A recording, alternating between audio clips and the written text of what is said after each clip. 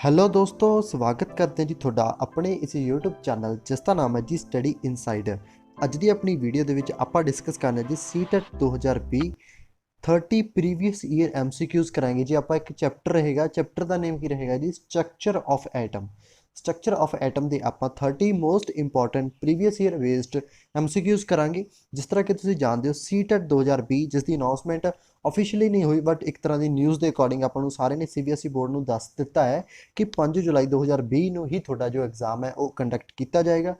ਤਾਂ ਕਰਕੇ ਤੁਸੀਂ ਸਾਰੇ ਆਪਣੀ ਪ੍ਰੈਪਰੇਸ਼ਨ ਸਹੀ ਢੰਗ ਦੇ ਨਾਲ ਕਰਦੇ ਰਹੋ। ਤਾਂ ਆਪਣੀ ਅੱਜ ਦੀ ਵੀਡੀਓ ਇਸੇ ਦੇ ਰਿਲੇਟਡ ਰਹੇਗੀ ਕਿ ਤੁਹਾਡੀ ਪ੍ਰੈਪਰੇਸ਼ਨ ਹੋਰ ਵਧੀਆ ਹੋ ਸਕੇ ਸਾਇੰਸ ਦੀ।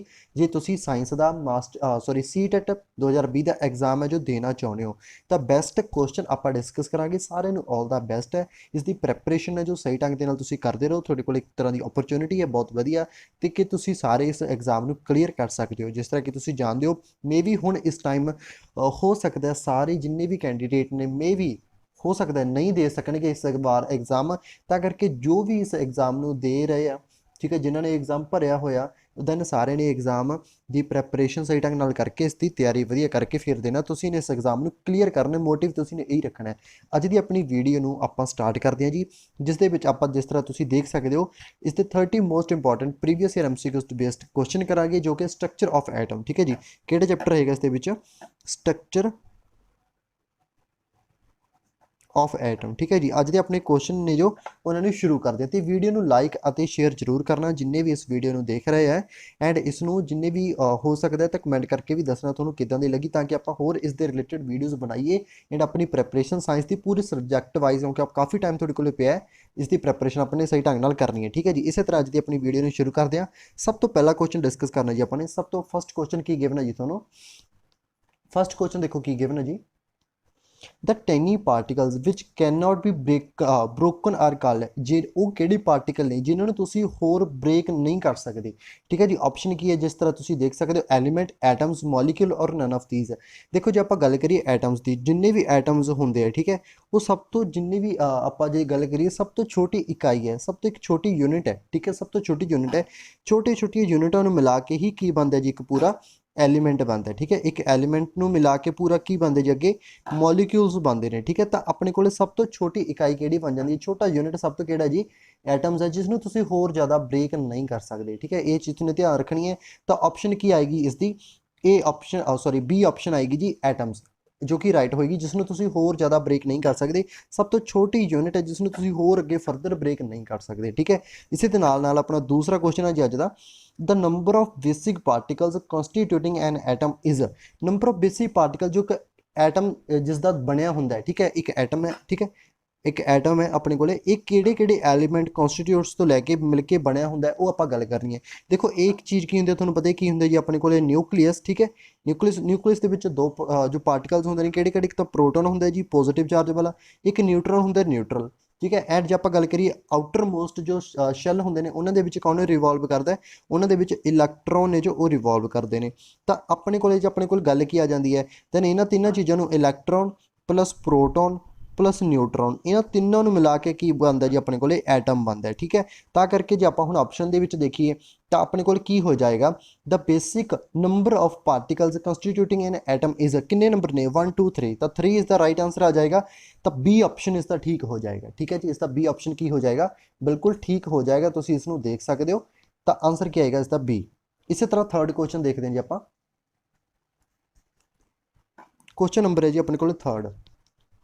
देखो the particle present in extra nuclear region of an atom आर जो एक एटम के जो एक्सट्रा न्यूक्लीयर रीजन के जिन्ने भी पार्टिकल प्रेजेंट होंगे उन्होंने आप की बोलना है, उन्होंने प्रोटोन कहा जाएगा, न्यूट्रॉन या इलैक्ट्रॉन। देखो तुम जानते हो एक्सट्रा न्यूक्लीयर रीजन ये देखो कि एक न्यूक्लीयर का रीजन होंगे तो ये कि जी एक्सट्रा न्यूक्लीयर, क्योंकि न्यूक्लियस में आप न्यूक्लीयर रीजन बोलते हैं उसका जो बाहर वाला शैल ने जो कि काफ़ी सारे शैल होंगे जो आप गल करिए उन्होंने आप की बोलते हैं जी एक्सट्रा न्यूक्लीयर रीजन, ठीक है। तो करके उन्होंने कौन रिवॉल्व करता है, इलैक्ट्रॉन रिवॉल्व करते हैं। तो करके उन्होंने आप की कहांगे एक्सट्रा न्यूक्लीयर रीजन के की करते हैं वो रिवॉल्व करते हैं। इसका आंसर क्या आएगा, सी ऑप्शन आएगा। थर्ड का आंसर क्या आएगा जी सी इलैक्ट्रॉन, ठीक है। आंसर क्या आ जाएगा इसका इलैक्ट्रॉन राइट आंसर आएगा, ठीक है जी। इसी तरह आप नैक्सट देखते हैं। देखो जी क्वेश्चन नंबर अपने को फोर्थ की है जी which of the following is a compound. ਤੁਹਾਨੂੰ ਆਪਸ਼ਨ ਗਿਵਨ ਹੈ ਜੀ water, NaCl, CO2 and all the above. ਇਹਨਾਂ ਦੇ ਵਿੱਚ ਤੁਸੀਂ ਨੇ ਦੱਸਣਾ ਕੰਪਾਊਂਡ ਕਿਹੜਾ ਹੈ। ਦੇਖੋ ਤਿੰਨ ਚੀਜ਼ਾਂ ਹੁੰਦੀਆਂ ਨੇ ਜੀ, ਇੱਕ ਐਲੀਮੈਂਟ ਹੁੰਦਾ, ਸੌਰੀ ਇੱਕ ਹੁੰਦਾ ਜੀ ਐਲੀਮੈਂਟ, ਇੱਕ ਨੰਬਰ 2 ਆ ਜਾਂਦਾ ਜੀ ਮਿਕਸਚਰ, ਇੱਕ ਥਰਡ ਨੰਬਰ ਆ ਜਾਂਦੇ ਜੀ ਕੰਪਾਊਂਡ। ਇਹਨਾਂ ਤਿੰਨਾਂ ਦੇ ਬਾਰੇ ਤੁਹਾਨੂੰ ਪਤਾ ਹੋਣਾ ਚਾਹੀਦਾ ਕਿ ਇਹਨਾਂ ਦੇ ਵਿੱਚ ਡਿਫਰੈਂਸ ਕੀ ਹੈ। ਦੇਖੋ ਡਿਫਰੈਂਸ ਇਹ ਹੋ ਜਾਂਦਾ ਜੋ ਤਾਂ ਇੰਡੀਵਿਜੂਅਲੀ ਹੈ, ਇੰਡੀਵਿਜੂਅਲੀ ਖੁਦ ਇਕੱਲਾ ਹੀ ਹੈ, ਉਹਨੂੰ ਆਪਾਂ ਐਲੀਮੈਂਟ ਬੋਲਦੇ ਹਾਂ। ਜਿਸ ਤਰ੍ਹਾਂ ਕਿ ਤੁਸੀਂ H2 ਲੈ ਸਕਦੇ ਹੋ, O2 ਲੈ ਸਕਦੇ ਹੋ, ਠੀਕ ਹੈ। ਇਹ ਇੰਡੀਵਿਜੂਅਲੀ ਇਕੱਲੀ ਗੈਸਿਸ ਨੇ, ਇਹਨਾਂ ਦੇ ਨਾਲ ਕਿਸੇ ਹੋਰ ਜੋ ਸੈਕਿੰਡ ਜਾਂ ਥਰਡ ਐਲੀਮੈਂਟ ਜੋ ਇਹਨਾਂ ਦੇ ਨਾਲ ਨਹੀਂ ਇਨਵੋਲਵ ਹੈਗਾ, ਤਾਂ ਕਰਕੇ ਇਹ ਇੰਡੀਵਿਜੂਅਲੀ ਐਲੀਮੈਂਟ ਕਹਾਉਂਦੇ ਆ। ਮਿਕਸਚਰ ਉਹ ਹੁੰਦੇ ਨੇ ਜਿਸ ਤਰ੍ਹਾਂ ਕਿ ਕੋਈ ਵੀ ਤੁਸੀਂ ਕੰਪਾਊਂਡ ਲੈ ਲਓ, ਜਦੋਂ ਜਿਸ ਤਰ੍ਹਾਂ ਕਿ ਇੱਕ ਹਾਈਡਰੋਜਨ ਜਾਂ ਆਕਸੀਜਨ ਜਾਂ ਕਾਰਬਨ, ਕੋਈ ਵੀ ਜਦੋਂ ਤੁਸੀਂ ਦੋ ਐਲੀਮੈਂਟ ਨੂੰ ਮਿਕਸ ਕਰਦੇ ਹੋ, ਬਟ ਉਹ ਜਿਸ ਤਰ੍ਹਾਂ ਐਜ਼ ਸੱਚ ਹੀ ਰਹਿ ਜਾਣ, ਬਟ ਇੱਕ ਦੂਸਰੇ ਦੇ ਮਿਕਸ ਨਾ ਹੋਣ। ਜਿਸ ਤਰ੍ਹਾਂ ਕਿ ਉਹਨਾਂ ਦੀ ਇੱਕ ਤੁਸੀਂ ਵਾਟਰ ਦੇ ਇੱਕ ਵਾਟਰ ਲਿਆ, ਉਸਦੇ ਵਿੱਚ ਇੱਕ ਕੋਈ ਆਇਲ ਪਾਇਆ, ਠੀਕ ਹੈ, ਜੋ ਆਇਲ ਹੋਏਗਾ ਉਹ ਅਲੱਗ ਰਹਿ ਜਾਏਗਾ, ਵਾਟਰ ਨੀਚੇ ਰਹਿ ਜਾਏਗਾ, ਇੱਕ ਦੂਸਰੇ ਦੇ ਨਾਲ ਉਹ ਇੰਟਰਮਿਕਸ ਨਹੀਂ ਹੁੰਦੇ, ਤਾਂ ਕਰਕੇ ਉਸਨੂੰ ਆਪਾਂ ਮਿਕਸਚਰ ਬੋਲਦੇ ਹਾਂ, ਠੀਕ ਹੈ ਜੀ। ਹੁੰਦੇ ਉਸਦੇ ਵਿੱਚ ਐਲੀਮੈਂਟ ਦੋ ਨੇ, ਦੋ ਤੋਂ ਵੱਧ ਨੇ, ਬਟ ਉਹ ਇੱਕ ਦੂਸਰੇ ਦੇ ਵਿੱਚ ਇੰਟਰਮਿਕਸ ਨਹੀਂ ਹੁੰਦੇ, ਤਾਂ ਕਰਕੇ ਉਸਨੂੰ ਆਪਾਂ ਮਿਕਸਚਰ ਬੋਲਦੇ ਹਾਂ। ਜੇ ਆਪਾਂ ਗੱਲ ਕਰੀਏ ਕੰਪਾਊਂਡ ਦੀ, ਕੰਪਾਊਂਡ ਉਹ ਹੁੰਦਾ ਹੈ ਜਿਸ ਤਰ੍ਹਾਂ ਕਿ ਮੈंने ਹਾਈਡਰੋਜਨ ਲਿਆ, ਉਸਦੇ ਵਿੱਚ मैंने ਆਕਸੀਜਨ ਪਾਇਆ, ਮੇਰੇ ਕੋਲ ਕੀ ਬਣਿਆ, ਵਾਟਰ ਬਣ ਗਿਆ, ਹੈ ਨਾ ਜੀ, ਪਾਣੀ ਦਾ ਇੱਕ ਫਾਰਮੂਲਾ ਬਣ ਗਿਆ। ਦੇਖੋ ਪਹਿਲਾਂ ਵਾਲੀ ਜੋ ਕੰਪਾਊਂਡ ਸੀ ਹੋਰ ਸੀ, ਬਟ ਜੋ ਮੈਨੂੰ ਰਿਜ਼ਲਟ ਮਿਲਿਆ ਕੁਛ ਹੋਰ ਮਿਲਿਆ। ਮਤਲਬ ਕੀ ਹੈ, ਦੋਨੋਂ ਨੇ ਮਿਕਸ ਕਰਕੇ ਇੱਕ ਨया ਕੰਪਾਊਂਡ ਬਣਾਇਆ, ਹੈ ਨਾ, ਨਵਾਂ ਕੰਪਾਊਂਡ ਬਣਾਇਆ, ਇਹਨੂੰ ਆਪਾਂ ਕੀ ਬੋਲਦੇ ਹਾਂ, ਕੰਪਾਊਂਡ। ਇਹਨੂੰ ਕੀ ਬੋਲਾਂਗੇ ਆਪਾਂ, ਕੰਪਾਊਂਡ। ਇਹ ਡਿਫਰੈਂਸ ਹੁੰਦਾ ਇਹਨਾਂ ਦੇ ਵਿੱਚ। ਤਾਂ ਤੁਸੀਂ ਉਹਨੂੰ ਆਪਸ਼ਨ ਦੇ ਵਿੱਚ ਦੇਖੋ, ਇੱਕ ਵਾਟਰ ਹੈ ਜੀ, ਇੱਕ NaCl ਹੈ, ਇੱਕ CO2 ਹੈ, ਤਿੰਨੋਂ ਹੀ ਇੱਕ ਨਵੇਂ ਜੋ ਦੋ ਪਾਰਟੀਕਲਸ ਤੋਂ ਜਾਂ ਦੋ ਐਲੀਮੈਂਟ ਤੋਂ ਮਿਲ ਕੇ ਇੱਕ ਨਵਾਂ ਪ੍ਰੋਡਕਟ ਬਣਿਆ ਹੋਇਆ, ਦੈਨ ਆਪਾਂ ਸਾਰਿਆਂ ਨੂੰ ਹੀ ਕੀ ਬੋਲਾਂਗੇ, ਕੰਪਾਊਂਡ ਬੋਲਾਂਗੇ, ਠੀਕ ਹੈ ਜੀ। ਤਾਂ ਆਲ ਦਾ ਅਬਵ ਇਸ ਦਾ ਡੀ ਆਪਸ਼ਨ ਰਾਈਟ ਹੋਏਗਾ। ਆਈ ਹੋਪ ਤੁਹਾਨੂੰ ਕੁਐਸਚਨ ਸਮਝ ਆਇਆ ਹੋਵੇ, ਤਾਂ ਵੀਡੀਓ ਨੂੰ ਲਾਈਕ ਅਤੇ ਸ਼ੇਅਰ ਜ਼ਰੂਰ ਕਰਨ। ਨੈਕਸਟ ਕੁਐਸਚਨ ਦੇਖਦੇ ਆਪਾਂ। ਉਸ ਤੋਂ ਬਾਅਦ ਆਪਣੇ ਕੋਲ ਸਟੀਲ ਹੈ, ਠੀਕ ਹੈ ਜੀ। ਉਸ ਤੋਂ ਬਾਅਦ ਆਪਣੇ ਕੋਲ ਕਿਹੜਾ ਜੀ, ਲਾਈਮ। ਇਹ ਆਪਣੇ ਕੋਲ ਚਾਰ ਤੁਹਾਨੂੰ ਕੀ ਗਿਵਨ ਹੈ ਜੀ, ਐਲੀਮੈਂਟ ਕਹਿ ਲਓ ਜਾਂ ਕੰਪਾਊਂਡ ਕਹਿ ਲਓ, ਠੀਕ ਹੈ। ਇਹਨਾਂ ਦੇ ਵਿੱਚ ਤੁਸੀਂ ਨੇ ਫਾਈਂਡ ਕਿਹੜਾ ਕਰਨਾ ਹੈ, ਐਲੀਮੈਂਟ ਕਿਹੜਾ ਹੈ।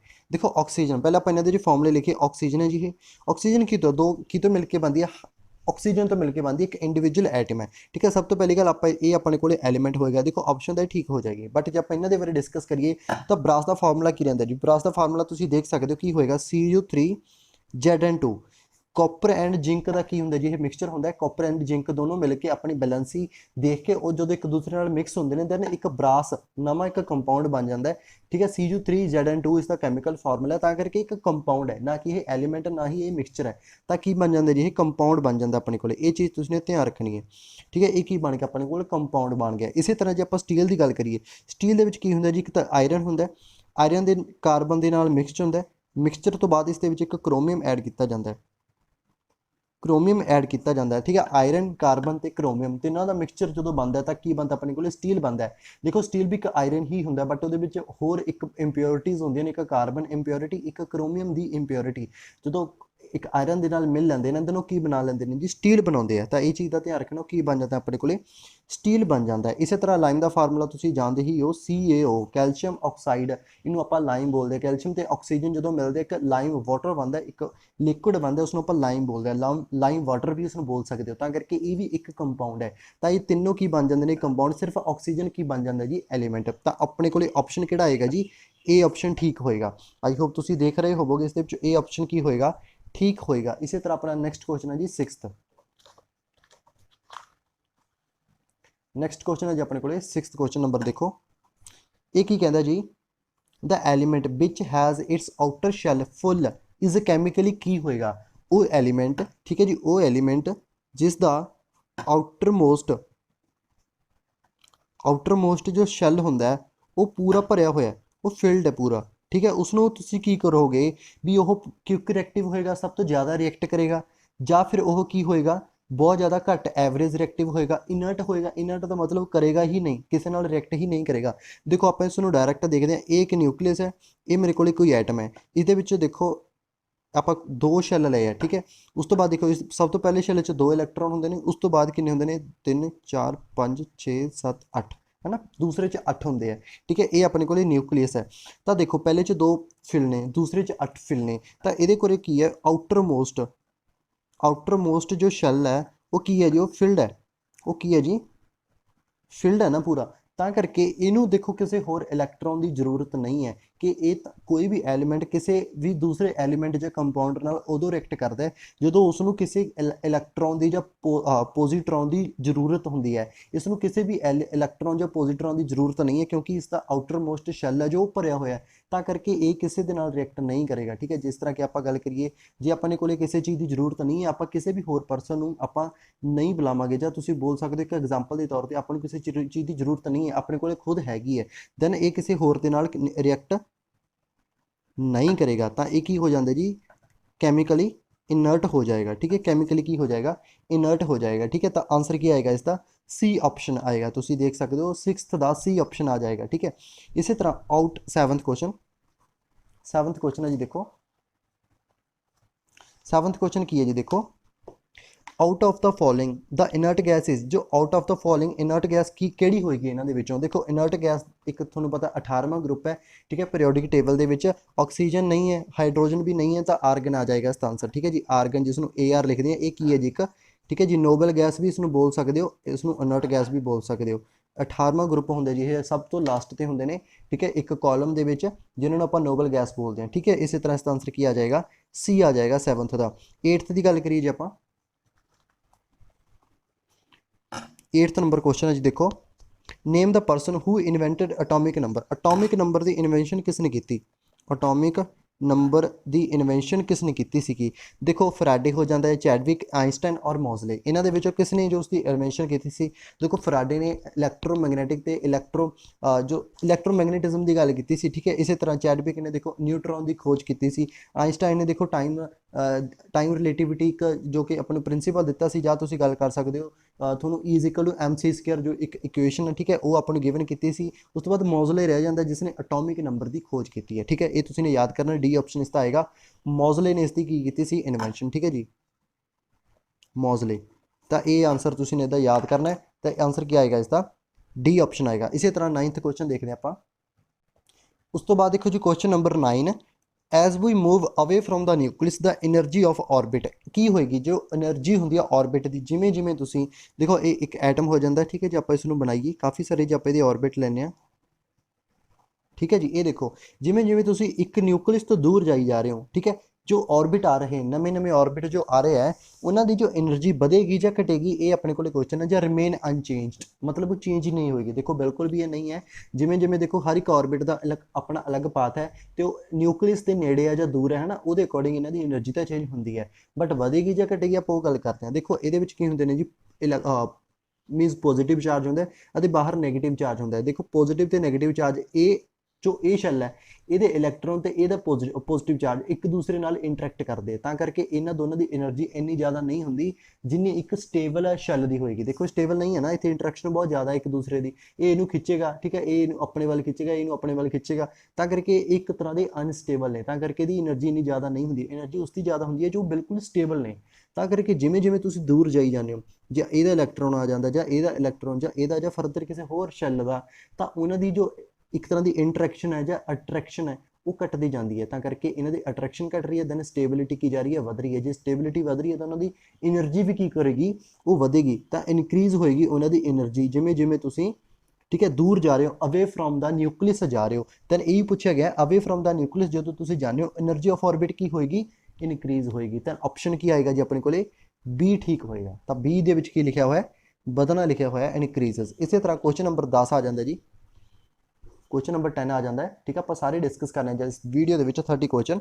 इलैक्ट्रॉन है, इलैक्ट्रॉन को की है कि इलैक्ट्रॉन को मास भी है जी, चार्ज भी है। तो थोड़ा पता ही है मास कितना होंगे एक इलैक्ट्रॉन का, मास ऑफ इलैक्ट्रॉन कितना होएगा जी 9.1। ठीक है, इंटू 10⁻³ kg।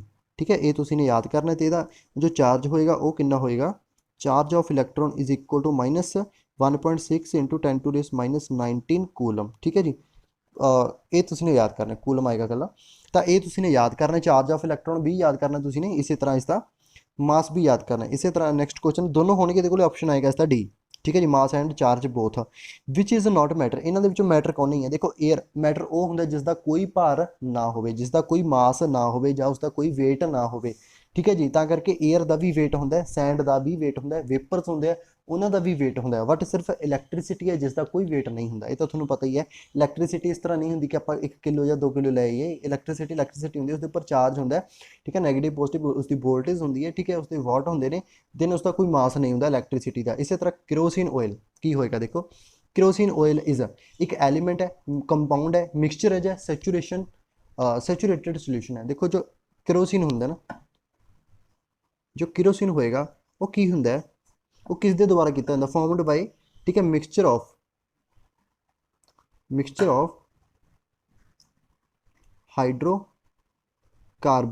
ਹਾਈਡਰੋਕਾਰਬਨਸ ਦੇ ਮਿਕਸਚਰ ਤੋਂ ਮਿਲ ਕੇ ਬਣਿਆ ਹੁੰਦਾ ਹੈ। ਦੇਖੋ ਮਿਕਸਚਰ ਕਿਉਂ ਮਿਲ ਕੇ ਬਣਿਆ ਹੁੰਦਾ, ਕਿਉਂਕਿ ਜਦੋਂ ਵੀ ਤੁਸੀਂ керосин ਨੂੰ ਕਿਸੇ ਵੀ ਐਲੀਮੈਂਟ ਦੇ ਵਿੱਚ ਪਾਉਣੇ ਹੁੰਦੇ ਨੇ, ਉਹਦੇ ਨਾਲ ਮਿਲਦਾ ਘੁਲਦਾ ਨਹੀਂ ਹੁੰਦਾ, ਉਸਦੇ ਨਾਲ ਕਦੇ ਵੀ ਇਹ ਮਿਲਦਾ ਘੁਲਦਾ ਨਹੀਂ ਹੁੰਦਾ। ਜਿਸ ਤਰ੍ਹਾਂ ਕਿਸੇ ਨੂੰ ਤੁਸੀਂ ਵਾਟਰ ਦੇ ਵਿੱਚ ਵੀ ਪਾ ਦਿੰਦੇ ਹੋ, ਦੈਨ ਉਸਦੇ ਨਾਲ ਕਦੇ ਵੀ ਇਹ ਇੰਟਰਮਿਕਸ ਨਹੀਂ ਹੋਏਗਾ, ਇਹ ਇਸਦੀ ਅਲੱਗ ਲੇਅਰ ਬਣ ਜਾਂਦੀ ਹੈ, ਠੀਕ ਹੈ।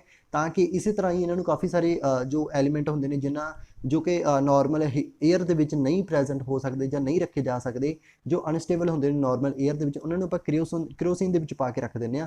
ਕਿਉਂਕਿ керосин ਕੀ ਕਰ ਲੈਂਦਾ, ਉਹਨਾਂ ਦਾ ਜੋ ਕੰਟਰੈਕਸ਼ਨ ਹੁੰਦੀ ਹੈ, ਉਹਨਾਂ ਦੀ ਇੰਟਰੈਕਸ਼ਨ ਹੁੰਦੀ ਹੈ ਆਕਸੀਜਨ ਦੇ ਨਾਲ, ਉਹ ਤੋੜ ਦਿੰਦੇ ਆ, ਕਿਉਂਕਿ ਉਹ ਉੱਪਰ ਆਪਣੀ ਲੇਅਰ ਬਣਾ ਲੈਂਦੇ ਆ। керосин ਆਇਲ ਕੀ ਕਰਦਾ, ਉਹਨਾਂ ਦੇ ਉੱਪਰ ਆਪਣੀ ਲੇਅਰ ਬਣਾ ਲੈਂਦਾ, ਤੇ ਉਹਨਾਂ ਦਾ ਜੋ ਕੰਟੈਕਟ ਹੁੰਦਾ ਆਕਸੀਜਨ ਤੇ ਕੋਈ ਵੀ ਐਲੀਮੈਂਟ ਦਾ ਜੋ ਉਸ ਦੇ ਵਿੱਚ ਪਾਇਆ ਆਪਾਂ ਨੇ, ਉਹਦਾ ਕੰਟੈਕਟ ਤੋੜ ਦਿੰਦਾ, ਠੀਕ ਹੈ ਜੀ। ਤਾਂ ਇਹ ਚੀਜ਼ ਹੋ ਜਾਂਦੀ ਹੈ ਇਸ ਦੇ ਵਿੱਚ। ਬਾਕੀ ਤੁਸੀਂ ਨੇ ਧਿਆਨ ਰੱਖਣਾ ਇਸ ਦੇ ਵਿੱਚ ਕਿ ਕਿਵੇਂ ਆਪਾਂ ਇਹਨੂੰ керосин ਨੂੰ ਆਪਾਂ ਕਿਸੇ ਵੀ ਐਲੀਮੈਂਟ ਨੂੰ ਆਪਾਂ ਨੂੰ ਬਚਾ ਕੇ ਰੱਖ ਸਕਦਾ ਏਅਰ ਦੀ ਹੈਲਪ ਲੈ ਕੇ, ਠੀਕ ਹੈ, ਸੌਰੀ ਏਅਰ ਤੋਂ। ਇਸੇ ਤਰ੍ਹਾਂ ਇਹਨਾਂ ਨੂੰ керосин ਨੂੰ ਕੀ ਕਿਹਾ ਜਾਂਦਾ ਹੈ, ਮਿਕਸਚਰ ਕਿਹਾ ਜਾਂਦਾ, ਕਿਸ ਦਾ, ਹਾਈਡਰੋਕਾਰਬਨ ਦਾ। ਤਾਂ ਆਪਸ਼ਨ ਕੀ ਆਏਗਾ, ਸੀ ਆਏਗਾ, ਠੀਕ ਹੈ ਜੀ। ਇਸੇ ਤਰ੍ਹਾਂ 13 ਕੁਐਸਚਨ ਹੈ, ਕੁਐਸਚਨ ਨੰਬਰ 13 ਦੇਖੋ ਕੀ ਕਹਿ ਰਿਹਾ, ਦ ਡਾਇਆਮੀਟਰ ਆਫ ਨਿਊਕਲੀਅਸ ਇਜ਼। ਇਹ ਤੁਹਾਨੂੰ ਦੇਖੋ ਕੁਝ ਕੁਐਸਚਨ ਯਾਦ ਕਰਨ ਵਾਲੇ ਨੇ, ਸਾਰੇ ਕੁਐਸਚਨ ਤੁਹਾਡੇ ਕੀ ਨੇ ਜੀ, ਯਾਦ ਕਰਨ ਵਾਲੇ ਨੇ। ਡਾਇਆਮੀਟਰ ਆਫ ਕਿਸ ਦਾ, ਡਾਇਆਮੀਟਰ ਆਫ ਨਿਊਕਲੀਅਸ ਦਾ ਕਿੰਨਾ ਹੋਏਗਾ, ਡਾਇਆਮੀਟਰ ਆਫ ਨਿਊਕਲੀਅਸ ਕਿੰਨਾ ਹੋਏਗਾ ਜੀ, ਦੇਖੋ ਇਹਦਾ ਹੋਏਗਾ ਜੀ 10⁻⁻15 ਸੈਂਟੀਮੀਟਰ। ਇਹ ਤੁਸੀਂ ਨੇ ਯਾਦ ਕਰਨਾ, ਡਾਇਆਮੀਟਰ ਕਿਸ ਦਾ ਜੀ, diameter of nucleus, option A ਇਸ ਦਾ ਠੀਕ ਆਏਗਾ। ਇਸੇ ਤਰ੍ਹਾਂ ਨਾਲ ਦੀ ਨਾਲ ਇਸ ਦਾ ਕੁਐਸਚਨ ਨੰਬਰ 14 ਜੀ, ਤੁਹਾਨੂੰ ਡਾਇਆਮੀਟਰ ਪੁੱਛਿਆ ਗਿਆ ਐਟਮ ਦਾ, ਇੱਕ ਡਾਇਆਮੀਟਰ ਆਫ ਐਟਮ ਦਾ ਕਿੰਨਾ ਹੋਏਗਾ, 10⁻8 ਸੈਂਟੀਮੀਟਰ। ਇਹ ਤੁਸੀਂ ਨੇ ਯਾਦ ਕਰਨੇ ਦੋਨੇ ਪੁਆਇੰਟ, ਠੀਕ ਹੈ ਜੀ। ਇਹ ਕਿਸ ਦਾ ਜੀ, ਇਹ ਆਪਣੇ ਕੋਲੇ ਨਿਊਕਲੀਅਸ ਦਾ ਜੀ, ਇਹ ਕਿਸ ਦਾ, ਐਟਮ। ਨਿਊਕਲੀਅਸ ਦੇਖੋ ਇੱਕ ਐਟਮ ਪੂਰਾ, ਇੱਕ ਪੂਰੇ ਐਟਮ ਦਾ ਕਿੰਨਾ 10⁻8, ਠੀਕ ਹੈ। ਐਂਡ ਸਿਰਫ ਨਿਊਕਲੀਅਸ ਦਾ ਡਾਇਆਮੀਟਰ ਕਿੰਨਾ, ਉਹ ਹੈ 10⁻15। ਤੁਹਾਨੂੰ ਪਤਾ 10⁻15 ਛੋਟਾ ਹੈ, 10⁻8 ਵੱਡਾ ਹੈ, ਕਿਉਂਕਿ ਇਹਨਾਂ ਦੇ ਉੱਪਰ ਮਾਈਨਸ ਪਾਵਰ ਹੈ, ਤੈਨੂੰ ਉਲਟ ਹੈ ਆਪਣੇ ਕੋਲ। ਇਹ ਚੀਜ਼ ਦਾ ਧਿਆਨ ਰੱਖਣਾ, ਤੁਸੀਂ ਇਹਨੂੰ ਵੱਡਾ ਨਾ ਸਮਝ ਲਿਓ, ਇਹਨੂੰ ਛੋਟਾ ਨਾ ਸਮਝ ਲਿਓ, ਇਹ ਜ਼ਿਆਦਾ ਵੱਡਾ ਹੈ, ਇਹ ਜ਼ਿਆਦਾ ਛੋਟਾ ਹੈ। ਇਸ ਤੋਂ ਬਾਅਦ ਨੈਕਸਟ ਕੁਐਸਚਨ ਹੈ ਜੀ 15 ਨੰਬਰ, the number of electron in the atom ਵਿਚ has 20 proton in the nucleus. ਦੇਖੋ ਜਿਸ ਦੇ ਕੋਲੇ ਕੋਈ ਵੀ ਐਟਮ ਲੈ ਲਓ ਤੁਸੀਂ, ਕੁਐਸਚਨ ਨੰਬਰ 15, ਕੋਈ ਵੀ ਐਟਮ ਲਓ, ਜਿੰਨੇ ਉਸ ਦੇ ਵਿੱਚ ਪ੍ਰੋਟੋਨ ਹੋਣਗੇ ਉਨੇ ਹੀ ਉਸ ਦੇ ਵਿੱਚ ਇਲੈਕਟ੍ਰੋਨ ਹੋਣਗੇ। ਇਹ ਤਾਂ ਤੁਹਾਨੂੰ ਹਰ ਇੱਕ ਨੂੰ ਪਤਾ ਹੈ ਨਾ, ਜਦੋਂ ਆਪਾਂ ਨੇ ਐਟੋਮਿਕ ਸਟਰਕਚਰ ਚੈਪਟਰ ਕੀਤਾ ਹੋਇਆ, ਤਾਂ ਤੁਸੀਂ ਵੀਡੀਓ ਨੂੰ ਪਲੇਲਿਸਟ ਦੇ ਵਿੱਚ ਵਿਜ਼ਿਟ ਕਰਕੇ ਦੇਖ ਸਕਦੇ ਹੋ। ਉੱਥੇ ਤੁਹਾਨੂੰ ਕਿਸ ਦੀ ਵੀਡੀਓ ਕਿਸ ਦੀ ਮਿਲੇਗੀ, ਸਟਰਕਚਰ ਆਫ ਐਟਮ ਦੀ। ਤੁਸੀਂ ਉਸ ਨੂੰ ਕਿਵੇਂ ਦੇਖੋਗੇ, ਉੱਥੇ ਤੁਹਾਨੂੰ ਪੀਐਸ ਟੈਟ ਦੇ ਟੌਪਿਕ ਮਿਲਣਗੇ, ਪੀਐਸ ਟੈਟ ਦੇ ਲਈ ਟੌਪਿਕ ਮਿਲ ਜਾਣਗੇ। ਜਿਨ੍ਹਾਂ ਨੇ ਈਟੀਟੀ ਦੀ ਪ੍ਰੈਪਰੇਸ਼ਨ ਕਰ ਰਹੇ ਉਹਨਾਂ ਲਈ ਵੀ ਇਹ ਸਾਰੇ ਟੌਪਿਕ ਸੇਮ ਨੇ। ਤਾਂ ਕਰਕੇ ਤੁਸੀਂ ਨੇ ਧਿਆਨ ਰੱਖਣਾ ਇਸ ਦੇ ਲਈ ਪੀ ਪੋਜ਼ਿਟਿਵ ਐਂਡ ਐਨ ਨੈਗੇਟਿਵ ਦਾ ਮਤਲਬ number of proton number of electron equal ਹੁੰਦੇ ਨੇ, ਤਾਂ ਇਸ ਦਾ ਆਨਸਰ ਕੀ ਆਏਗਾ, ਏ ਆਏਗਾ, ਠੀਕ ਹੈ ਜੀ। ਇਸੇ ਤਰ੍ਹਾਂ ਕੁਐਸਚਨ ਨੰਬਰ 16 ਦੇਖੋ ਜੀ, ਕੁਐਸਚਨ ਨੰਬਰ 16 ਦੇਖੋ ਜੀ ਕੀ ਕਹਿ ਰਿਹਾ question number 16, which element has no neutron in its nucleus. ਇਹਨਾਂ ਦੇ ਵਿੱਚੋਂ ਕਿਹੜਾ ਐਲੀਮੈਂਟ ਹੈ ਜਿਸ ਦੇ ਕੋਲੇ ਕੋਈ ਨਿਊਟਰੋਨ ਨਹੀਂ ਹੈਗਾ। ਦੈਨ ਆਕਸੀਜਨ ਕੋਲੇ ਵੀ ਨਿਊਟਰੋਨ ਹੁੰਦਾ ਜੀ, ਨਾਈਟ੍ਰੋਜਨ, ਕਲੋਰੀਨ, ਕੋਈ ਵੀ ਐਲੀਮੈਂਟ ਲੈ ਲਓ ਤੁਸੀਂ ਪੀਰੀਓਡਿਕ ਟੇਬਲ ਦੇ ਵਿੱਚੋਂ, ਹਰ ਇੱਕ ਦੇ ਕੋਲੇ ਨਿਊਟਰੋਨ ਹੁੰਦਾ ਹੈ। ਦੈਨ ਸਿਰਫ ਇੱਥੇ ਇੱਕ ਤਰ੍ਹਾਂ ਦੀ ਐਕਸੈਪਸ਼ਨ ਕੇਸ ਕਿਹੜਾ ਬਣ ਜਾਂਦਾ ਜੀ, ਹਾਈਡਰੋਜਨ ਜੋ ਸਭ ਤੋਂ ਪਹਿਲੇ ਨੰਬਰ ਤੇ, ਜਿਸ ਦਾ ਐਟੋਮਿਕ ਨੰਬਰ 1 ਹੈ, ਠੀਕ ਹੈ ਜੀ, ਜਿਸ ਦਾ ਮਾਸ ਵੀ 1 ਹੈ। ਤਾਂ ਕਰਕੇ ਤੁਸੀਂ ਨੇ ਧਿਆਨ ਰੱਖਣਾ, ਇਹਦੇ ਕੋਲੇ ਕੋਈ ਵੀ ਨਿਊਟਰੋਨ ਨਹੀਂ ਹੁੰਦਾ, ਇਸੇ ਕੋਲੇ 0 ਨਿਊਟਰੋਨ ਨੇ, ਠੀਕ ਹੈ ਜੀ। ਐਂਡ ਇਸ ਦੇ ਆਈਸੋਟੋਪ 3 ਹੁੰਦੇ ਨੇ, ਉਹ ਵੀ ਤੁਸੀਂ ਨੇ ਧਿਆਨ ਰੱਖਣਾ। ਇਸ ਦੀ ਜੋ ਇਲੈਕਟ੍ਰੋਨਿਕ ਕਨਫਿਗਰੇਸ਼ਨ ਉਹ 1s1 ਹੈ, ਠੀਕ ਹੈ। ਇਹਦੇ ਕੋਲੇ ਕੋਈ ਨਿਊਟਰੋਨ ਹੁੰਦੇ ਨੇ ਜੀ, ਠੀਕ ਹੈ ਜੀ, ਨਿਊਟਰੋਨ ਹੈ ਜੋ ਉਹ ਨਹੀਂ ਹੁੰਦਾ। ਦੈਨ ਆਪਸ਼ਨ ਕੀ ਆਏਗਾ, ਇਸ ਦਾ ਬੀ ਆਏਗਾ, ਹਾਈਡਰੋਜਨ ਐਟਮ, ਠੀਕ ਹੈ ਜੀ। ਇਸੇ ਤਰ੍ਹਾਂ question number 17, the proton and electron ਵਰ ਡਿਸਕਵਰਡ ਇਨ, ਕਿਹੜੇ ਈਅਰ ਦੇ ਵਿੱਚ ਇਹਨਾਂ ਨੂੰ ਡਿਸਕਵਰ ਕੀਤਾ ਗਿਆ ਸੀ। ਤੁਸੀਂ ਨੇ ਯਾਦ ਕਰਨ ਜੀ, ਇਹ 1910 ਦੇ ਵਿੱਚ ਡਿਸਕਵਰ ਕੀਤੇ ਗਏ ਸੀ ਦੋਨੋਂ। 1910 ਜੋ ਪ੍ਰੀਵੀਅਸ ਸੈਂਚੁਰੀ ਸੀ, 1910 ਦੇ ਵਿੱਚ ਸ਼ੁਰੂ ਦੇ ਵਿੱਚ ਇਹਨਾਂ ਨੂੰ ਡਿਸਕਵਰ ਕਰ ਲਿਆ ਗਿਆ ਸੀ, ਠੀਕ ਹੈ ਜੀ। ਉਸ ਤੋਂ ਬਾਅਦ ਆਪਣੇ ਕੋਲੇ ਕੁਐਸਚਨ ਨੰਬਰ ਆ ਜਾਂਦਾ 18। ਕੁਐਸਚਨ ਨੰਬਰ ਕਿੰਨਾ ਆ ਗਿਆ ਜੀ ਆਪਣੇ ਕੋਲੇ, 18 ਆ ਚੁੱਕਿਆ, ਠੀਕ ਹੈ ਜੀ। ਦੇਖੋ ਕੁਐਸਚਨ ਨੰਬਰ ਜੋ 18 ਆਪਾਂ ਨੂੰ ਕੀ ਕਹਿ ਰਿਹਾ, ਤਾਂ electron is an alpha particle ਹੈ। ਕੀ ਇਲੈਕਟ੍ਰੋਨ ਇੱਕ ਅਲਫਾ ਪਾਰਟੀਕਲ ਹੈ, ਕੀ ਉਹ ਬੀਟਾ ਪਾਰਟੀਕਲ ਹੈ। ਹਾਈਡਰੋਜਨ ਆਇਨ ਐਜ਼ ਅ ਪੋਜ਼ਿਟਰੋਨ ਹੈ। ਦੇਖੋ ਇਲੈਕਟ੍ਰੋਨ ਕਿਸ ਦੇ ਦੁਆਰਾ ਆਪਾਂ ਨੂੰ ਮਿਲਦਾ ਹੈ, ਇੱਕ ਜਦੋਂ ਤੁਸੀਂ ਬੀਟਾ ਡਿਕੇ ਕਰਦੇ ਹੋ ਨਾ, ਬੀਟਾ ਡਿਕੇ ਕੀਤਾ ਜਾਂਦਾ ਹੈ, ਦੈਨ ਜੋ ਵੀ ਤੁਹਾਨੂੰ ਇੱਕ ਮੀਨਸ ਇੱਕ ਐਲੀਮੈਂਟ ਮਿਲਦਾ ਉਹਨੂੰ ਆਪਾਂ ਇਲੈਕਟ੍ਰੋਨ ਬੋਲਦੇ ਹਾਂ। ਤੁਸੀਂ ਨੇ ਯਾਦ ਕਰਨਾ ਹੈ। ਜਦੋਂ ਤੁਸੀਂ ਅਲਫਾ ਡਿਕੇ ਕਰਦੇ ਹੋ, ਅਲਫਾ ਡਿਕੇ ਕੀਤਾ ਜਾਂਦਾ ਉਦੋਂ ਆਪਾਂ ਨੂੰ ਇੱਕ ਅਲਫਾ ਪਾਰਟੀਕਲ ਮਿਲਦਾ। ਅਲਫਾ ਪਾਰਟੀਕਲ ਇੱਕ ਹੀਲੀਅਮ ਦਾ ਪਾਰਟੀਕਲ ਹੁੰਦਾ ਜੀ, ਹੀਲੀਅਮ ਦਾ ਪਾਰਟੀਕਲ ਹੁੰਦਾ, ਉਹਦੇ ਉੱਪਰ 2 ਚਾਰਜ ਹੁੰਦਾ ਐਂਡ ਉਹਦਾ ਚਾਰ ਕੀ ਹੁੰਦਾ, ਮਾਸ ਹੁੰਦਾ। ਇਹ ਤੁਸੀਂ ਨੇ ਯਾਦ ਕਰਨਾ, ਠੀਕ ਹੈ। ਅਲਫਾ ਪਾਰਟੀਕਲ, ਠੀਕ ਹੈ, ਇਹ ਤੁਸੀਂ ਨੇ ਯਾਦ ਕਰਨਾ। ਬੀਟਾ ਡਿਕੇ ਵੇਲੇ ਤੁਹਾਨੂੰ ਕੀ ਮਿਲਦਾ ਜੀ, ਇੱਕ ਇਲੈਕਟ੍ਰੋਨ ਮਿਲਦਾ। ਤਾਂ ਕਰਕੇ ਇੱਕ ਇਲੈਕਟ੍ਰੋਨ ਕੀ ਹੈ, ਇੱਕ ਐਨ ਬੀਟਾ ਪਾਰਟੀਕਲ, ਬੀਟਾ ਰੇ ਪਾਰਟੀਕਲ, ਤੁਸੀਂ ਇਸ ਨੂੰ ਬੀਟਾ ਰੇ ਪਾਰਟੀਕਲ ਵੀ ਬੋਲ ਸਕਦੇ ਹੋ। ਇਹ ਤੁਸੀਂ ਨੇ ਯਾਦ ਕਰਨਾ, ਠੀਕ ਹੈ ਜੀ। ਇਹ ਦੋ ਗੱਲਾਂ ਹੁੰਦੀਆਂ ਨੇ ਇਹਦੇ ਵਿੱਚ ਇੰਪੋਰਟੈਂਟ ਨੇ, ਯਾਦ ਕਰਨੀਆਂ। ਇਸੇ ਤਰ੍ਹਾਂ ਆਪਾਂ ਨੈਕਸਟ ਕੁਐਸਚਨ ਦੇਖਦੇ ਹਾਂ, ਕੁਐਸਚਨ ਨੰਬਰ 19। ਦੇਖੋ ਜੀ ਕੁਐਸਚਨ ਨੰਬਰ 19 ਕੀ ਕਹਿ ਰਿਹਾ ਆਪਾਂ ਨੂੰ, the substance which are made of only one type of atom. ਉਹਨਾਂ ਨੂੰ ਕੀ, ਦੇਖੋ ਆਪਾਂ ਪਹਿਲਾਂ ਵੀ ਗੱਲ ਕਰ ਚੁੱਕੇ ਹਾਂ, ਜਿਹੜੇ ਐਟਮ ਸਿਰਫ ਇੱਕ ਟਾਈਪ ਆਫ ਐਲੀਮੈਂਟ ਤੋਂ ਜਾਂ ਐਟਮ ਤੋਂ ਹੀ ਬਣਦੇ ਨੇ ਜਾਂ ਇੰਡੀਵਿਜੂਅਲ ਹੁੰਦੇ ਨੇ, ਉਹਨਾਂ ਨੂੰ ਆਪਾਂ ਐਲੀਮੈਂਟ ਬੋਲਦੇ ਹਾਂ, ਨਾ ਕਿ ਮਿਕਸਚਰ ਜਾਂ ਕੰਪਾਊਂਡ। ਕੰਪਾਊਂਡ ਤਾਂ ਕਾਫੀ ਸਾਰਿਆਂ ਤੋਂ ਮਿਲ ਕੇ ਬਣਦਾ ਹੈ ਐਂਡ ਉਹ ਇੱਕ ਉਹਨਾਂ ਦੀ ਪ੍ਰੋਪਰਟੀ ਅਲੱਗ ਹੋ ਜਾਂਦੀ ਹੈ ਜੋ ਪ੍ਰੋਡਕਟ ਬਣਦਾ ਹੈ। ਬਟ ਮਿਕਸਚਰ ਦੀ ਇੰਡੀਵਿਜੂਅਲੀ ਅਲੱਗ-ਅਲੱਗ ਪ੍ਰੋਪਰਟੀ ਹੀ ਰਹਿੰਦੀ ਹੈ, ਕਿਉਂਕਿ ਇੱਕ ਦੂਸਰੇ ਨਾਲ ਉਹ ਮਿਕਸ ਨਹੀਂ ਹੁੰਦੇ। ਇਲੈਕਟ੍ਰੋਨ एलिमेंट की ने इंडिविजुअल ने, जो कि इसका राइट आंसर आएगा 19 का ए ऑप्शन आएगा, ठीक है। इस तरह number of electron in outermost shell of aluminium के किन्ने होंगे। देखो जो एल्यूमीनियम है AL, उसकी इलैक्ट्रॉनिक कॉन्फिगरेशन कितनी है 3s2 3p1। ਤਾਂ ਕਰਕੇ ਇਹ ਕੀ ਹੈ ਉਹਦੀ ਆਊਟਰ ਮੋਸਟ ਦੇ ਵਿੱਚ ਕਿੰਨੇ ਇਲੈਕਟ੍ਰੋਨ ਨੇ, ਨੰਬਰ ਆਫ ਇਲੈਕਟ੍ਰੋਨ 3 ਨੇ। ਇਹ ਤੁਸੀਂ ਯਾਦ ਕਰਨਾ ਐਲੂਮੀਨੀਅਮ ਦੀ, ਠੀਕ ਹੈ ਜੀ। ਇਸੇ ਤਰ੍ਹਾਂ ਇਹ ਐਲੂਮੀਨੀਅਮ ਦੀ ਕੀ ਹੈ, ਇਲੈਕਟ੍ਰੋਨਿਕ ਕਨਫੀਗਰੇਸ਼ਨ ਹੈ 3s2 3p1 ਦੇ ਵਿੱਚ 3 ਹੋਣਗੇ ਇਲੈਕਟ੍ਰੋਨ। ਤਾਂ ਆਨਸਰ ਆਏਗਾ ਇਸ ਦਾ B। ਇਸੇ ਤਰ੍ਹਾਂ ਕੁਐਸਚਨ ਨੰਬਰ 21 ਆਪਣੇ ਕੋਲੇ, ਕੁਐਸਚਨ ਨੰਬਰ 21 ਆ ਜਾਂਦਾ। ਦੇਖੋ ਕਿਹੜਾ, ਇਲੈਕਟ੍ਰੋਨ ਮੂਵ ਅਰਾਊਂਡ ਦਾ ਨਿਊਕਲੀਅਸ ਇਨ, ਕਿਹੜੇ ਕਿਸ ਦੇ ਵਿੱਚ ਇਲੈਕਟ੍ਰੋਨ ਮੂਵ ਕਰਦੇ ਨੇ, ਇੱਕ ਸਰਕਲ ਦੇ ਵਿੱਚ, ਸ਼ੈੱਲ ਦੇ ਵਿੱਚ, ਇੱਕ ਸਿਲੰਡਰੀਕਲ ਪਾਥ ਜਾਂ ਨਨ ਆਫ ਥੀਜ਼। ਦੈਨ ਦੇਖੋ ਸ਼ੈੱਲ ਹੁੰਦੇ ਨੇ, ਆਪਾਂ ਸ਼ੁਰੂ ਤੋਂ ਹੀ ਉਹਨਾਂ ਦੀ ਗੱਲ ਕਰਦੇ ਆ ਰਹੇ ਹਾਂ। ਇੱਕ ਜੋ ਸ਼ੈੱਲ ਹੁੰਦੇ ਨੇ ਜਿਹਨਾਂ ਵਿੱਚ ਉਹ ਇਲੈਕਟ੍ਰੋਨ ਜੋ ਮੂਵ ਕਰਦੇ ਨੇ, ਠੀਕ ਹੈ, ਇਸ ਤਰ੍ਹਾਂ ਦੇ ਉਹ ਸ਼ੈੱਲ ਹੁੰਦੇ ਨੇ, ਠੀਕ ਹੈ, ਜੋ ਕਿ ਇੱਕ ਡਿਸਕ੍ਰੀਟ ਆਰਬਿਟ ਹੁੰਦੇ ਨੇ। ਇੱਕ ਦੂਸਰੇ ਨਾਲ ਇਹਨਾਂ ਦਾ ਕੋਈ ਲਿੰਕ ਨਹੀਂ ਹੁੰਦਾ, ਇਹਨਾਂ ਦਾ ਅਲੱਗ-ਅਲੱਗ ਰੇਡੀਅਸ ਹੁੰਦਾ ਹੈ, ਅਲੱਗ-ਅਲੱਗ એનર્ਜੀ ਹੁੰਦੀ ਹੈ, ਅਲੱਗ ਇਹਨਾਂ ਨੂੰ ਨੇਮ ਦਿੱਤਾ ਜਾਂਦਾ ਹੈ, ਠੀਕ ਹੈ ਜੀ। KLMN ਤੋਂ ਸ਼ੁਰੂ ਹੁੰਦੇ ਨੇ, ਉਸ ਤੋਂ ਬਾਅਦ ਇਹ ਕੰਟੀਨਿਊਸਲੀ ABC ਦੇ ਅਕੋਰਡਿੰਗ ਚੱਲੀ ਜਾਂਦੇ ਨੇ, K ਤੋਂ ਸ਼ੁਰੂ ਹੋ ਗਏ, ਠੀਕ ਹੈ ਜੀ। ਇਸੇ ਤਰ੍ਹਾਂ ਮਾਸ ਆਫ ਅਲਫਾ ਪਾਰਟੀਕਲ, ਇੱਕ ਜੋ ਅਲਫਾ ਪਾਰਟੀਕਲ ਦੀ ਆਪਾਂ ਹੁਣੀ ਗੱਲ ਕਰ ਚੁੱਕੇ ਹਾਂ ਕਿ ਇੱਕ क्वेश्चन नंबर अपने को आ गया जी ये 22। एक अल्फा पार्टिकल है जो उसका मास है जो कितना होंगे, एक अल्फा पार्टिकल का जो मास है वो कितना होंगे, ये अपने को क्वेश्चन है, ठीक है। तो देखो mass of alpha particle in AMU, ठीक है जी। ये अपने को इसकी यूनिट ने। देन कितना होएगा, देखो आप गल कर चुके हैं अल्फा पार्टिकल का मास होंगे हीलियम का पार्टिकल होंगे ना, हीलियम का 2 पॉजिटिव वाला, तो इसका मास कितना होंगे, हीलियम का जो 2 मास है तो इसका सॉरी जे 4 जिसके ऊपर 2 है तो मास कितना होगा इसका 4, तो इसका आंसर कितना आएगा 4, ठीक है। देन आंसर क्या आएगा इसका 4 आएगा, C ऑप्शन आ जाएगा इसका। इसी तरह क्वेश्चन नंबर 23, क्वेश्चन नंबर जी अपने को 23 क्वेश्चन नंबर है, गामा रेज की होंदियां ने कि उन्होंने हाई एनर्जी होंगी इलैक्ट्रॉन की, लो एनर्जी होंगी है हाई एनर्जी इलैक्ट्रोमैग्नेटिक वेव्स होंदियां ने, या पॉजिट्रॉन होंदा है हाई एनर्जी वाला। देन क्वेश्चन की है इसका आंसर क्या आएगा, सॉरी आंसर क्या आएगा इसका हाई एनर्जी किया जाएगा इलैक्ट्रोमैग्नेटिक वेव, ठीक है जी, इलैक्ट्रोमैग्नेटिक वेव्स, ठीक है। ये होंदियां ने अपने को कौन, गामा रेज, ये तुसीं ने याद करना जी, सॉरी गामा अपने को इस तरह पैंदा है, जो गामा रेज होंदियां ने वो इस तरह होंदियां ने, उन्हां दी हाई एनर्जी इलैक्ट्रोमैग्नेटिक वेव्स होंदियां ने वो। इसी तरह क्वेश्चन नंबर 24 आ गया अपने को, क्वेश्चन नंबर 24 अपने को हाजिर है जी, देख सकते हो तुसी, ठीक है जी। तो देखो question number 100, what is the heavy particle, इन्हां दे विचों हैवी पार्टिकल कौन है, देखो न्यूट्रॉन तो बाद की है जी अपने को प्रोटॉन, ठीक है जी। प्रोटॉन तो बाद की है जी अपने को इलैक्ट्रॉन, ठीक है। उस तो बाद कौन आ जाती है अपने को अल्फा पार्टिकल। इन्हां दे विचों जो गिवन है अपने को, इन्हां दे विचों किसदा सब तो ज़्यादा मास होएगा। देखो न्यूट्रॉन ते प्रोटॉन का मास की होएगा जी, बिल्कुल एक दूसरे दे नाल सेम होएगा, ये चीज़ तुसीं ने याद करनी है, ठीक है। जो अपने को दोनों अपने को पार्टिकल होंगे अल्फा इलैक्ट्रॉन ते प्रोटॉन एंड न्यूट्रॉन, मीनस ये दोनों, इन्हां दा मास बहुत ज़्यादा घट होंदा है। इलैक्ट्रॉन का मास है जो उस तो भी होर की होएगा, बहुत ज़्यादा घट हो जाता है, ठीक है। ये तुसीं ने याद करना, दोनों का मास की होएगा बहुत ज़्यादा घट जाता इन्होंने दोनों की, जो आप गल करिए एज कंपेयर टू जो आप गल करिए अल्फा पार्टिकल, ठीक है, इन्हों का मास बहुत ज़्यादा घट होंदा है। बट जे आप जिस तरह की गल की सी, जो अल्फा पार्टिकल होंदा है उसका मास सब तो ज़्यादा होएगा इन्हों के विचों, क्योंकि उसके उपर मास कितना होंदा है 4 AMU। बाकी क्योंकि उसका मास होएगा माइनस के विच हुंदा ना, मास ਇਹਦਾ मास की होएगा 4 AMU होएगा। ठीक है जी, ये तुमने याद करना। 24 का आंसर की आ जाएगा, डी ऑप्शन आ जाएगा, अल्फा पार्टिकल आ जाएगा। इसी तरह क्वेश्चन नंबर अपने को नैक्सट है जी 25। क्वेश्चन कितना जी अपने को नैक्सट 25। अपने अज के 5 क्वेश्चन 6 क्वेश्चन जो रह चुके हैं। देखो क्वेश्चन इंपॉर्टेंट है, ध्यान दे नाल समझना सारे। ठीक है जी, देखो जी क्वेश्चन अपने को स्पेस अपने को नहीं बहुत है जी, अपने को इस स्पेस के आप सारा क्वेश्चन सॉल्व करना। देखो की है जी question, the atom of neon, ठीक है, हैज़ मास ऑफ, एक एटम का मास कितना, एक एटम थोड़े को गिवन है, ठीक है, जिन्होंं आप की बोलते हैं नियॉन, NE के नाल लिखते हैं। तो उसका मास गिवन है कितना जी 3.35 10⁻³ ग्राम।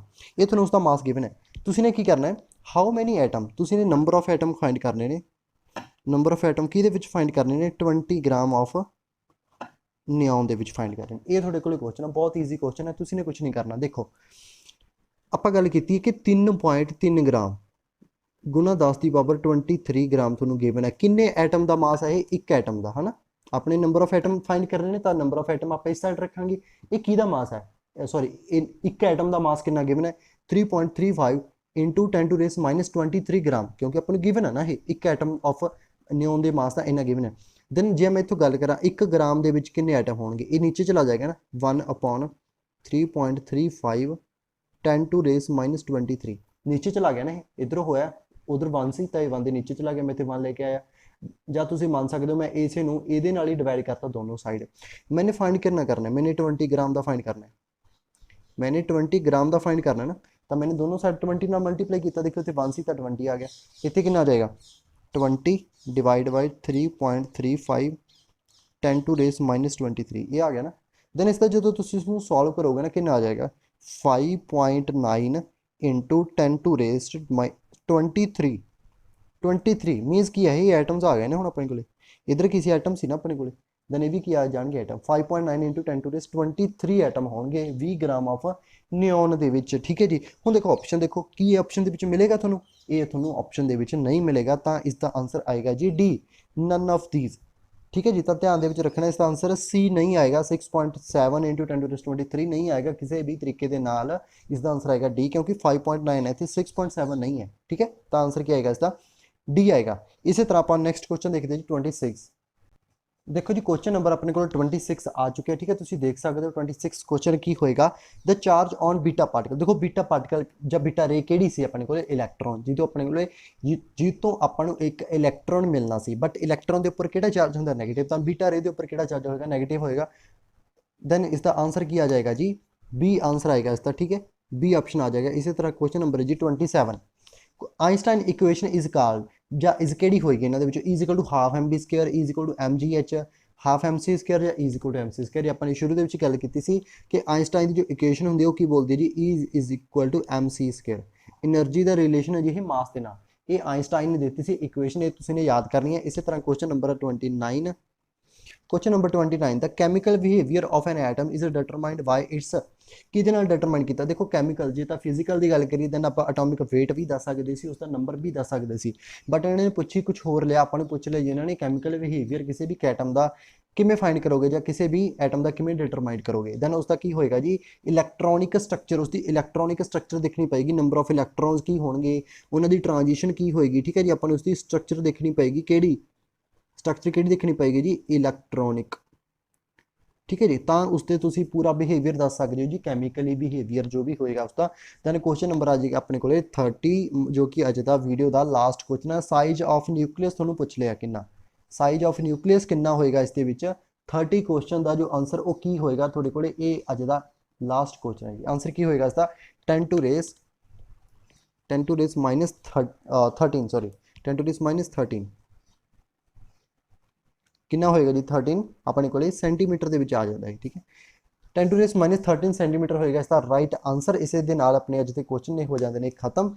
आई होप तुहानूं ये वीडियो वधिया लगी होवे, जे लगी होवे तो इसनूं लाइक और शेयर जरूर करना, कमेंट करके जरूर दसना। नैक्सट वीडियो जल्दी आएगी, तो तुसीं कमेंट जरूर करना किहड़ी वीडियो के उत्ते बननी चाहिए। जो तुसीं इसकी प्रैपरेशन कर रहे हो, जो तुसीं वीडियो नूं लास्ट तक देखे तो कमेंट करके जरूर दसना कि तुहानूं नैक्सट टॉपिक किहड़ा चाहिए, दैन आपां उसके उपर ਹੋਰ ਵਧੀਆ ਤੋਂ ਵਧੀਆ ਤਰੀਕੇ ਦੇ ਨਾਲ ਇਸੇ ਤਰ੍ਹਾਂ MCQs ਕਰਦੇ ਰਹਾਂਗੇ। ਤੁਹਾਡੀ ਪ੍ਰੈਪਰੇਸ਼ਨ ਵਧੀਆ ਹੋਣੀ ਚਾਹੀਦੀ ਹੈ ਤਾਂ ਕਰਦੇ ਰਹੋ ਆਪਣੀ ਪ੍ਰੈਪਰੇਸ਼ਨ ਵਧੀਆ। ਤੇ ਇਸ ਚੈਨਲ ਨੂੰ ਜਰੂਰ ਸਬਸਕ੍ਰਾਈਬ ਕਰੋ ਜੇ ਤੁਸੀਂ ਇਸ ਚੈਨਲ ਦੇ ਉੱਤੇ ਨਵੇਂ ਹੋ, ਤੇ ਬਾਕੀਆਂ ਨੂੰ ਵੀ ਦੱਸੋ ਇਸ ਦੇ ਬਾਰੇ ਕਿ ਇੱਥੇ ਮਸਟ ਗੇਟ ਦੀ ਵੀ ਆਪਾਂ ਪ੍ਰੈਪਰੇਸ਼ਨ ਕਰਦੇ ਹਾਂ ਤੇ ਨਾਲ ਨਾਲ ਆਪਾਂ CTET ਜਾਂ PTET ਜਾਂ ਕੋਈ ਵੀ ਹੋਰ ਕੰਪੀਟੀਟਿਵ ਐਗਜ਼ਾਮ ਜਿੱਥੇ science and mathematics related content ਆਉਂਦਾ ਉਹ ਪਰ ਤੁਹਾਨੂੰ ਇੱਥੇ ਕੰਟੈਂਟ ਮਿਲਦਾ ਰਹੇਗਾ, ਟੌਪਿਕ ਵਾਈਜ਼ ਵੀ, ਪ੍ਰੀਵੀਅਸ ਈਅਰ MCQs ਦੇ ਰਿਗਾਰਡਿੰਗ ਵੀ। ਤਾਂ ਕਰਕੇ ਵੀਡੀਓ ਨੂੰ ਲਾਈਕ ਅਤੇ ਸ਼ੇਅਰ ਨਾ ਕਰਨਾ ਭੁੱਲਿਓ, ਤੇ ਮਿਲਦੇ ਆਪਾਂ ਆਪਣੀ ਨੈਕਸਟ ਵੀਡੀਓ ਦੇ ਨਾਲ। Thank you.